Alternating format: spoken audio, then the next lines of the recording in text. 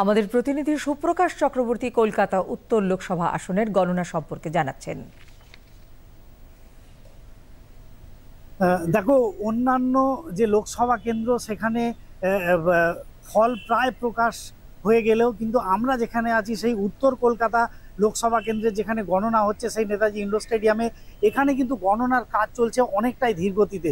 যেমন বিভিন্ন লোকসভা কেন্দ্রে যেখানে আমরা সকাল থেকে দেখেছি যে প্রথমে পোস্টাল ব্যালট গণনা হয়েছে, কিন্তু এখানে যেটা দেখা গেছে যে এখানে পোস্টাল ব্যালট আসতে অনেকটাই দেরি হয়, সেই জন্য প্রথমেই ইভিএমের গণনার কাজ এখানে শুরু হয়ে যায়।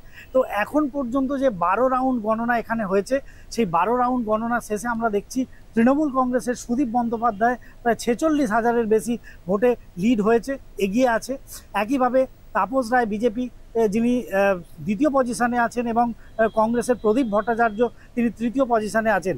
তো আমরা যদি সারা দিনের যে বিভিন্ন রাউন্ডের যে ভোট গণনা সেটা যদি ভালো করে প্রত্যক্ষ করি, তাহলে বুঝতে পারবো যে 6 রাউন্ড গণনার পর আমরা দেখেছি যে বিজেপির তাপস রায় তিনি বেলগাছিয়া কাশীপুর যে বিধানসভা কেন্দ্র সেখানে অনেকটাই এগিয়ে গিয়েছিলেন, কিন্তু এখন যে 12 রাউন্ড গণনা শেষ হয়েছে সেখানে আমরা দেখলাম যে তিনি কিন্তু বেলগাছিয়া বিধানসভা কেন্দ্রে যে এগিয়েছিলেন সেখান থেকে আবার পিছিয়ে গেছেন।